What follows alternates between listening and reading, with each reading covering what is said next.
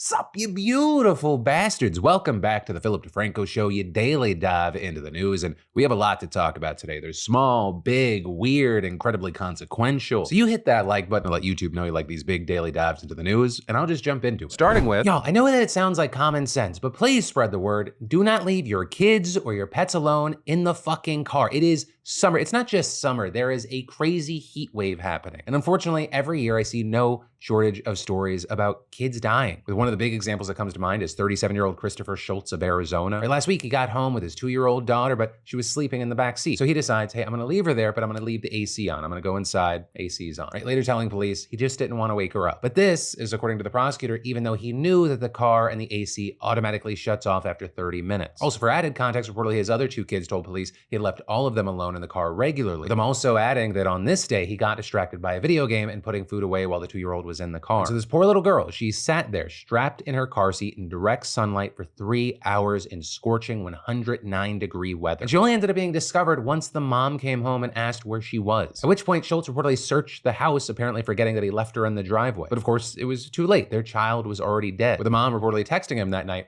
I told you to stop leaving them in the car. How many times have I told you? To which he replied, babe, I'm sorry. And so he's been arrested and charged with second-degree murder and child abuse, but he's also not alone. In fact, according to Kids in Car Safety, at least 12 kids have died in hot cars nationwide so far this year, 4 of which have died since July 9th. And on average, about 40 children die from heat stroke in a car each year, according to the National Highway Traffic Safety Administration. And then, Joe Biden might be done. And I don't mean because he got COVID, with him testing positive between campaign events in Las Vegas. Right, and with that, the White House saying that he's just experiencing mild symptoms, including a runny nose, cough, and general malaise, noting that Biden's taking Paxlovid and that he's been vaccinated and boosted, as well as saying the president will be isolating in Delaware and will continue to carry out all of his duties fully during that time. Biden also posting to X saying that he's feeling good. But also the timing of all this is key. Notably, just hours before he tested positive, we saw Representative Adam Schiff, one of the most prominent members of the House, officially calling for Biden to withdraw, saying in a statement that Biden has been one of the most consequential presidents in our nation's history, but quote, a second Trump presidency will undermine the very foundation of our democracy, and I have serious concerns about whether the president can defeat Donald Trump in November. And adding that while the choice to withdraw from the campaign is President Biden's alone, he believes that it is time for Biden to pass the torch and secure his legacy of leadership. You know, that announcement, it's super significant, not only because Schiff is one of the most high-profile Democrats to call for Biden's withdrawal, but also because he is a widely respected senior Democrat who's known Biden for decades, and according to the Washington Post, is widely seen as one of the few Democrats who might be able to persuade him to drop out. But with that, I will say, while Schiff is the biggest name to publicly call for Biden to drop out, we've also seen recent reports saying that top leaders in the party have been doing the same in private, with reports saying that Pelosi privately told Biden in a recent conversation that the president cannot defeat Donald Trump and that Biden could destroy Democrats' chances of winning the House in November if he continues seeking a second term. And that was according to 4 sources who were briefed on the call. But then also beyond that, we've seen reports that Pelosi's been working behind the scenes to get Biden off the ticket and encouraging other lawmakers to back that position. And if these media reports are to be believed, she isn't the only member of leadership pressuring Biden. Right, just yesterday we saw reports that the 2 top Democrats in Congress, Senate Majority Leader Chuck Schumer and House Minority Leader Hakeem Jeffries,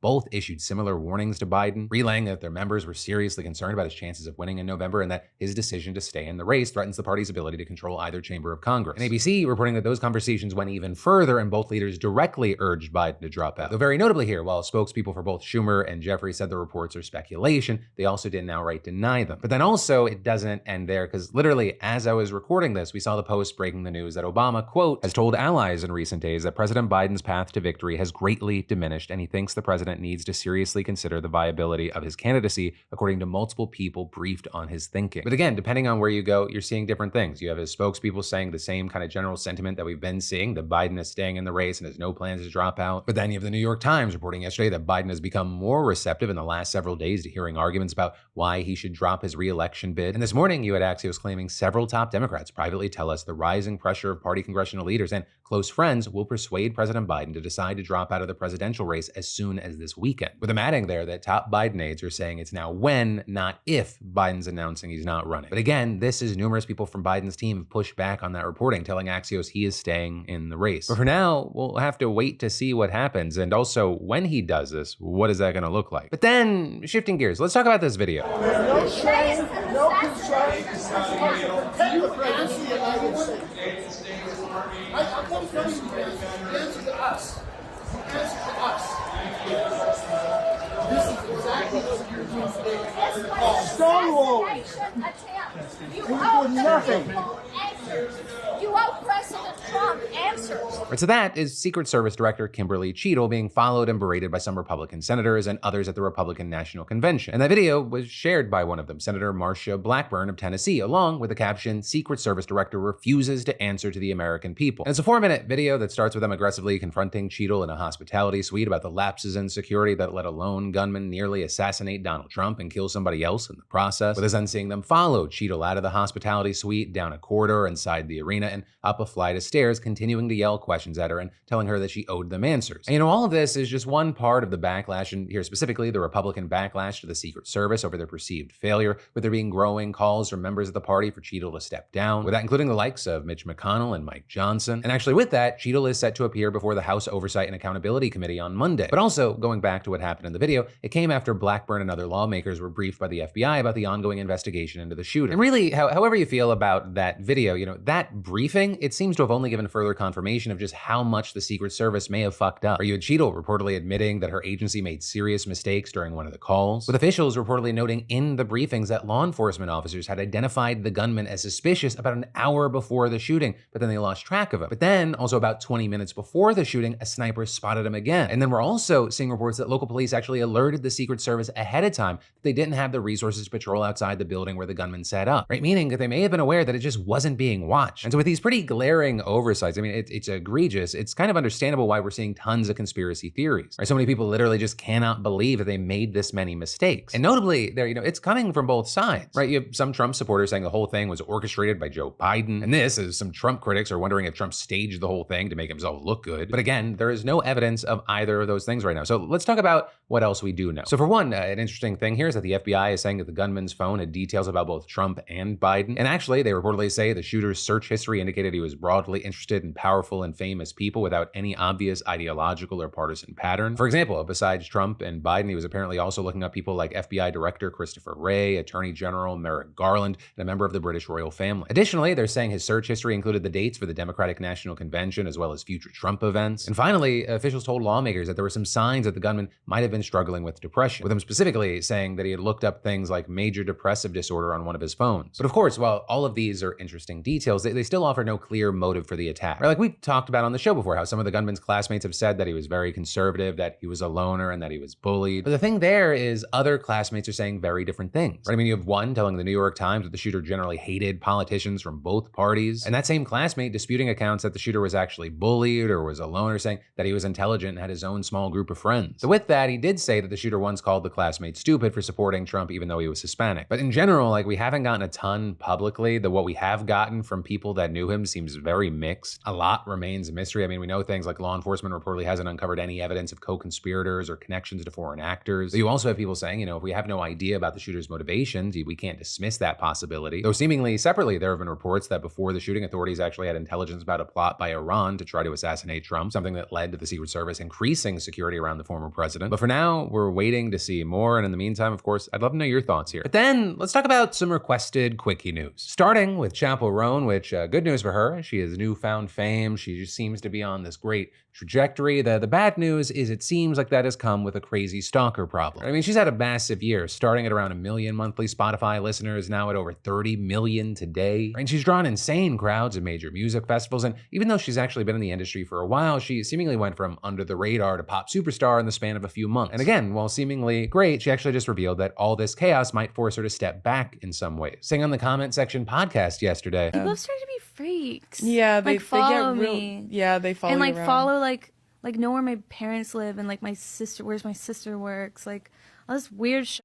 And I'm just this is the time when I was a few years ago that I said if stalker vibes, family was in danger, is when I would quit. And we're Me there. too. I've pumped the brakes on honestly anything to make me more known. Yeah. It's kind of a forest fire right now. Or saying she wishes that she could have done a Daft Punk kind of thing to cover her face and identity. And the thing is, she's actually touched on this before, telling a crowd in North Carolina earlier this year. I just feel a little off today because I think that my career's just kind of gone really fast and it's really hard to keep up. this is all I've ever wanted. It's just heavy sometimes. So while she didn't say like she's planning on leaving music or anything, she did say that she's taking it down a notch. And if you even remotely have a hard time understanding why, I mean, you can just look at another big piece of news today, with us learning that a suspected Taylor Swift stalker got detained in Germany ahead of her concert, with that person being identified as a 34-year-old American man, with Reuters reporting that he allegedly made threats against Taylor and Travis Kelce online, and a court ultimately ordering that he remain detained through Saturday, which is after Taylor's string of concerts in the city will end. Though she is going to have shows in 2 other German cities this month. And of course, this is just the latest of the stalker problems that Taylor Swift constantly has. We also got the news that Andrew Tate has already lost some of his newly granted freedom. Right, because what, just around 2 weeks ago, a court said that he was allowed to leave Romania while awaiting trial so long as his travels remained in the EU. And that was obviously a very big win for him, but he's already lost it, with us seeing a court reversing that decision this week and once again barring him and his brother from leaving Romania. And then, don't let summer showers or slushy puddles hold you back. Right, summer should be about spontaneous adventure, excitement, just carefree where we can still be. And with our show's longtime partner and sponsor, Vessi, and their innovative products, I mean, they for sure help you get there. Like with their low-top Stormburst, which comes with an extra traction feature, ensuring you're prepared for those unpredictable slushy surprises on your summer explorations. I mean, seriously, the extra traction is perfect for walking on any surface, muddy trails, slippery sidewalks. I mean, this shoe can do it all. And I mean, they fit like a sock. Vessi sneakers also got you covered because they're both stylish and functional, ticking off all my boxes. And these shoes, they just provide me with freedom to do just about anything all day, no matter the elements. They easily transition from day to night. Boating this summer, hanging at the beach, camping. I mean, they're ideal for any occasion that might find you around water. They're 100% waterproof. So what are you waiting for? Just go to Vessi.com/DeFranco to get 15% off your first purchase at checkout. Don't let the weather dictate your life. Get yourself a pair of Vessis at Vessi.com/DeFranco and be ready to stay cool and dry all year long. And then, so just a fun thing. This is the first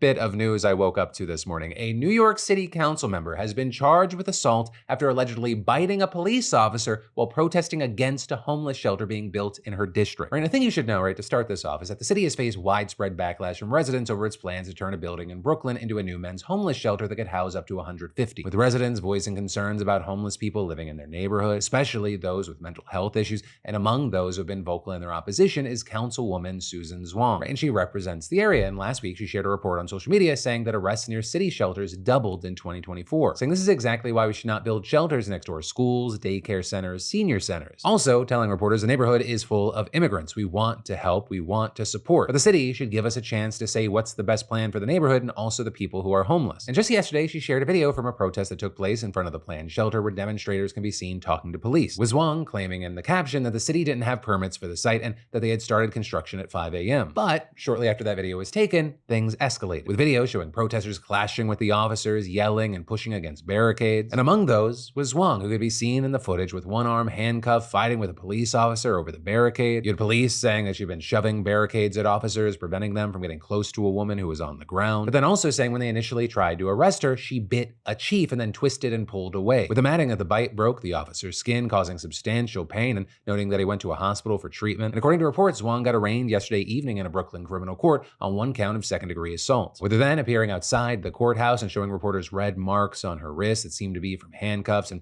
deep bruises on the underside of her arm, also claiming she had injuries on her inner thigh. And in remarks to reporters, her lawyer suggested that the injuries were sustained during her arrest, and adding, "We're confident that when the story comes out about what happened, the case will not go forward." But still, you had many condemning Zwang's actions, including other members of the city council, as well as the head of New York City's police officers union, saying he was shocked by the reported violence, and also noting that the council member has, quote, been a steadfast supporter of police officers. But yeah, overall, just crazy shit in general. And I guess also it goes to show just how heated the handling of the homeless crisis has become in the US and just how divisive it can be. And that's even within the government itself. And then we need to talk about Michelle Fiore. And for those from Nevada, you may recognize her as a former member of the Las Vegas City Council, a former state assembly member. Maybe you remember her from her brief run for governor or her campaign for state treasurer, or perhaps from her very eventful political history, including accusations of racially charged comments, a failed recall effort, and a lawsuit over an alleged physical altercation, to name a few things, with some reports saying she cultivated a reputation as a staunch conservative and a colorful figure in Nevada politics, though she's likely best known nationally because of her 2015 family Christmas card, or when she backed Cliven Bundy and his family during an armed standoff between militiamen and federal law enforcement back in 2014, or when she assisted in negotiations to end another armed standoff between federal officials and a group of anti-government activists led by Cliven Bundy's son, Ammon. But the news today is about the now, right? And Michelle is currently justice of the peace in a rural community about an hour outside of Vegas. Though she is now once again making national headlines because a grand jury has just indicted her on 5 charges, 4 counts of wire fraud and 1 count of conspiracy to commit wire fraud. And that because allegedly during her term on the Las Vegas City Council back in 2019, Michelle began to solicit donations to build a statue in a city park honoring an officer who was killed in the line of duty. With her reportedly collecting tens of thousands of dollars in donations to her personally, her political action committee, and a charity she founded, and promised to use 100% of the money for the statue. But,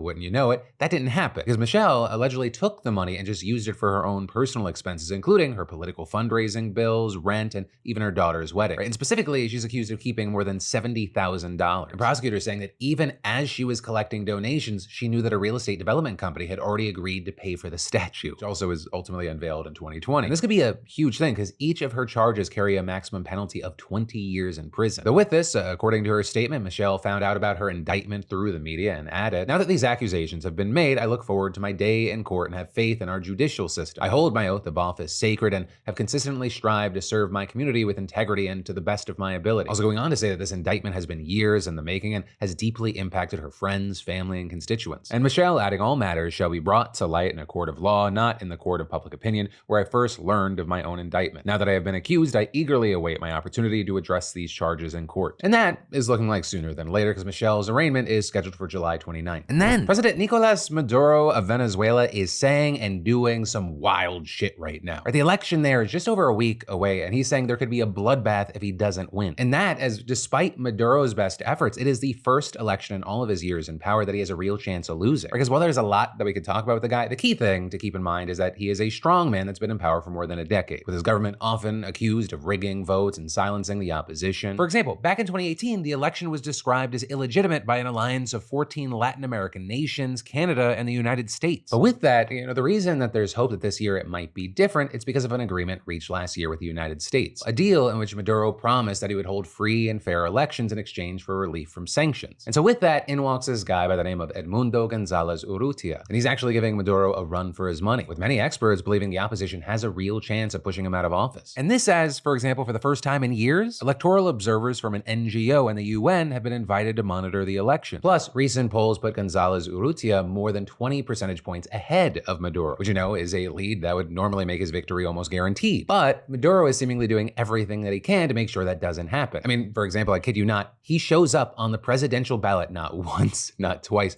but 13 times. And notably, he is taking up all the top spots as well. Whereas his challengers, on the other hand, they appear further down and they appear far fewer times. So there's one serious opponent, right, Gonzalez Urrutia, appearing just 3 times. Also, to be clear, the fact that a candidate appears more than once on the ballot, that in itself is not the sign of a flawed election. That's actually long been the case in Venezuela. But what's different now is that it seems to be a very deliberate effort by Maduro to tip the scales in his favor. About 6 years ago, his government started targeting some of the country's oldest and most established political parties and replacing their leaders with people loyal to him. And on top of that, it approved the creation of a whole bunch of new parties who nominated candidates that weren't really seen as challengers. In fact, 14 of the 38 parties on this year's ballot were created in the past 6 years. So basically, a lot of this is being seen as meant to make the election feel legitimate and democratic, even though it's actually doing the opposite. With an expert from the International Foundation for Electoral Systems even telling the New York Times, it is an advantage to be on the top part of a ballot because normally that's what people are looking at. And also saying we haven't seen anything similar to this. But Maduro's efforts, they also go way beyond spamming voters with his face. He's actually gotten 2 opposition candidates barred from the race. And then when one of them tried to appoint someone in their place, that person was also stopped from running. And then, as if all of that wasn't enough, just this week, a Venezuelan NGO is claiming that there have been over 70 arbitrary detentions since the beginning of the campaign season on July 4th. For example, the latest arrest getting a lot of attention being the security chief of one of the candidates being barred from running, which is also why you have the US State Department this week calling for the release of all those who have been unjustly detained. And then on top of all that, the US actually reimposed oil sanctions on Venezuela back in April over concerns about the election, with officials this month also holding talks urging Maduro to make sure that the elections are legit. Though notably,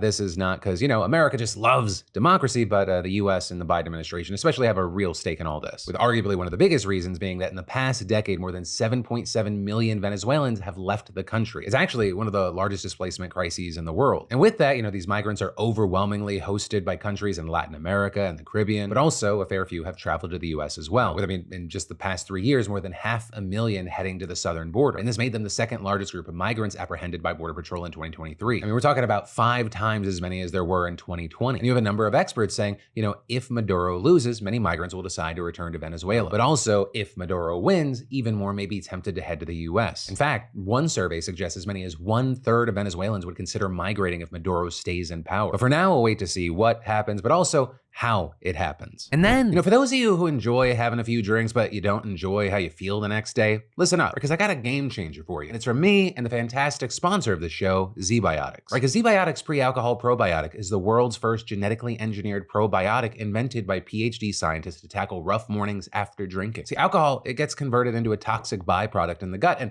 the byproduct is a big reason why you feel so rough the next morning. And pre-alcohol produces an enzyme to break this byproduct down. I mean, it's designed to work like your liver, but in your gut where you need it most. So just drink this probiotic before drinking alcohol, drink responsibly, and get a good night's sleep to feel your best tomorrow. Summer is full of activities that pair nicely with a refreshing drink. So stock up on pre-alcohol now and help yourself out. This little bottle has helped me be able to, well, be me after a night out. So yeah, just go to zbiotics.com/DeFranco to get 15% off your first order when you use DeFranco at checkout. Plus, pre-alcohol is backed with a 100% money-back guarantee. So if you're unsatisfied for any reason, they'll refund your money, no questions asked. That's zbiotics.com/DeFranco and use code DeFranco at checkout for 15% off. And then, so fun story, there is a whole sector of the healthcare industry that almost no one knows about that is effectively taking your hard-earned money right out of your pocket. This is so huge. You have conglomerates that already have billion-dollar profit margins, taking billions more from Americans. And this all while forcing patients to pay insanely high prices for drugs and sometimes even preventing them from accessing essential medicine. It's already been well established that Americans pay far too much for drugs, and the usual culprits behind this are profit-hungry, price-gouging drug companies and insurers. But there's also this secret third thing driving this called pharmacy benefit managers, or PBMs. When I say secret, I mean it, right? PBMs operate in a shadowy corner of the healthcare system that's so complex and has so little transparency that most people have actually never heard of them.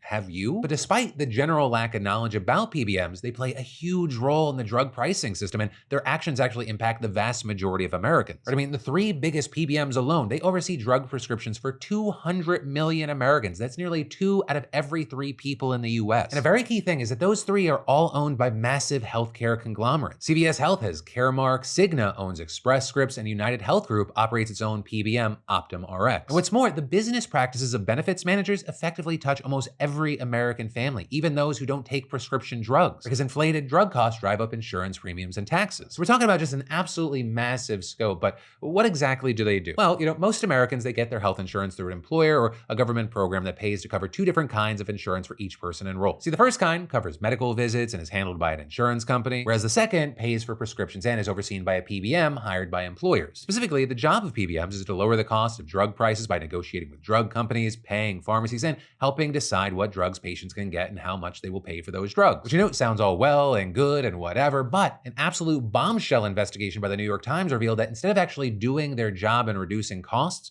benefits managers, quote, frequently do the opposite. They are driving up drug costs for millions of people, employers, and the government. And the evidence here is insanely strong, with the Times drawing from interviews with over 300 current and former PBM employees, patients, and industry experts, as well as court documents and patient records. And this report is super significant because a big part of the reason no one really knows about all the evil shit PBMs are doing is that they only really turned to the dark side in the last couple of years. Because they've actually been around since the late 1950s, and they were initially meant to handle requests mailed by pharmacies and patients trying to be reimbursed for the cost of prescription drugs. And while their ownership changed over the years, bouncing between drug makers and pharmacies, they've historically been applauded for saving money for patients and employers. And that's including as recently as the early 2010s when PBM started adopting a new wave of generic drugs. But then everything changed in 2018 when the health insurers Aetna and Cigna were trying to reach the growth desired by Wall Street. So Aetna merged with CVS and Cigna bought Express Scripts. And since then, PBMs have become way more dominant in the health system, processing 80% of all US prescriptions. Which that's just a huge jump from 50% in 2012. And so as a result, these groups have grown insanely lucrative. If they were standalone businesses, all 3 of the largest PBMs would rank among the top 40 companies with the highest revenue. So we gotta ask, what the hell happened? Well, there are a number of driving factors, with the first being how the negotiation process itself operates. When you hear about Ozempic costing $16,000 a year, that's not the final price. That is just the sticker price. That's the starting point for negotiations. So to get drug makers to lower the sticker price, PBMs offer them discounts like rebates and other payments that are then passed off to employers. employers. But a key thing is that benefits managers get to keep a certain percentage, sometimes as high as 10%. And because drug spending is so massive, that adds up to billions, especially because negotiations push drug makers to increase their sticker prices. Or when PBMs demand bigger discounts, manufacturers come into the negotiations with a higher starting point so they can still maintain their profit margins after getting haggled down. But, and this is a key point here, when PBMs negotiate bigger discounts, it doesn't necessarily mean that the discount's going to be passed on to the patients, right? Because some out-of-pocket costs are set as a percentage of the original sticker price, not the final one. So if the sticker price increases, patients still pay more regardless of the discount. Or in other words, PBMs are driving drug makers to artificially increase sticker prices and force patients to pay more for no reason. Or rather, there is a reason, so the benefits managers can get even bigger profits. Because when sticker prices are higher, they can negotiate bigger discounts, which means they get to take home more money. Right? And that also creates a backward financial incentive where PBMs can further capitalize on this process by encouraging or even requiring patients to buy the more expensive version of a drug, even when a cheaper option's available. Like for example, you had the Times reporting that an Illinois woman with cancer paid hundreds of dollars more than she should have for a pain medication because Caremark required her to use a more expensive version. But it's also not just patients. PBMs are scamming employers and governments out of billions of dollars through pharmacy reimbursements. Or when a patient fills a prescription, PBMs charge their employer and use the money to compensate the pharmacy for buying and dispensing the medication. But often, this pharmacy, it's owned by the huge corporations that also own these PBMs, right? CVS is one of the largest drug chains with thousands of stores, and all of the biggest PBMs run warehouse-based pharmacies that mail prescriptions. So what PBMs will do is encourage or even force patients to get their prescriptions filled at these drugstores and then charge employers and government programs way more for generic drugs than they actually cost at wholesalers. See, basically, PBMs use the money of employers to pay their own pharmacies multiple times the cost of a wholesale drug and then keep the difference for themselves. And the Times actually identified multiple examples of this, with that including one insane case involving Kent McKinley, a county commissioner in Sulphur, Oklahoma. He has gastrointestinal cancer. He gets his insurance through the state's program for government employees. And for years, he was getting a generic version of his cancer medication through a division of CVS, and he didn't know he could even get it filled elsewhere. But then when he went to his local pharmacy, the pharmacist found that CVS was charging the state $138,000 a year for a drug that wholesalers sell for $14,000, which means that CVS was literally profiting $124,000 each year just for one single person's prescription. And because McKinley's insurance was through the state, taxpayers were the ones literally footing the bill. And again, that's not the only example here. Another recent report from the Federal Trade Commission looked at 2 cancer drugs, and there, finding the 3 biggest PBMs raked in $1.6 billion over 3 years by paying their own pharmacies way more than what the drugs would cost from wholesalers. And what's more, the New Mexico agency that provides health insurance for public school workers, they audited their agreement with Express Scripts, and they found a $5 million discrepancy between what the PBM promised and how much it actually paid in discounts. And again, these are just some of the examples, but unlike that New Mexico agency, most employers don't actually have the ability to conduct audits or monitor the PBMs they hire. And that's because the system is just so complex and there's so little transparency, with many not even knowing that they're being overcharged by PBMs and they're taking their money to enrich themselves and not actually make drugs cheaper. And all the while, PBMs are overpaying their own pharmacies, they're also underpaying smaller independent drugstores, which pushes them out of the market, which then of course allows PBMs to consolidate even more of a monopoly for their pharmacies. And then the final major way that PBMs are profiting from the system is through the creation of their own subsidiaries to negotiate discounts with drug makers on their behalf. Those subsidiaries, called group purchasing organizations or GPOs, they operate very similarly to PBMs, where they get rebates from drug makers and then give those to their parent PBM, which then passes the discounts on to employers. But the big difference here is that GPOs also impose fees on drug manufacturers. And because those fees aren't rebates and are technically collected by other companies, PBMs don't have to share the fees with employers or tell them the fees even exist. And those fees, I mean, we're talking about a metric fuck ton of money. With, for example, one consulting firm finding that just in 2022 alone, the PBMs and their GPOs took in $7.6 billion in fees. And GPOs also create a whole other incentive for PBMs to profit. I mean, just look at the drug Humira, which is used for conditions like arthritis. The brand name drug was the only version on the market for 2 decades. But in 2023, cheaper generic alternatives were introduced that could have saved employers, insurance programs, and patients up to $6 billion a year. The PBMs, they'd lose so much money from that switch. And that in large part because Humira's manufacturer was paying hundreds of millions of dollars in fees to their GPOs. So what we saw is that they dragged their fee, preventing people from accessing the cheaper versions. And it wasn't until just recently that Caremark stopped pushing Humira and started recommending another version of the drug. But then even that move was driven by profit because its parent, CVS, struck a deal with the manufacturer to promote the alternative in exchange for a cut of sales. Which, I mean, another key thing is that Caremark didn't disclose to at least one client it pushed the drug on. So understand, we are talking about so many different levels of fuckery here. But also, because PBMs have been shrouded in secrecy for the last few years, little has been done to address it. Though, there is the possibility of a change sometime soon. And that's because just weeks after the Times published their investigation, the FTC issued a report report slamming PBMs for high drug prices. And that's actually very significant because it marks a major reversal for the agency's more hands-off approach to handling these companies in the past. And while the FTC hasn't actually brought any lawsuits or other kinds of enforcement against a PBM, this report is widely viewed as the first step toward potential action, whether it be an investigation, lawsuits alleging anti-competitive conduct, or legislation from Congress to regulate the industry. Though time will tell if there's movement here, and if so, how fast it happens. But that, my friends, is where your Thursday evening, Friday morning dive into the news is gonna end. But I'll see you soon enough. Just make sure you subscribe to the channel, you got notifications turned on. And of course, as always, I love yo faces, and I'll see you next time.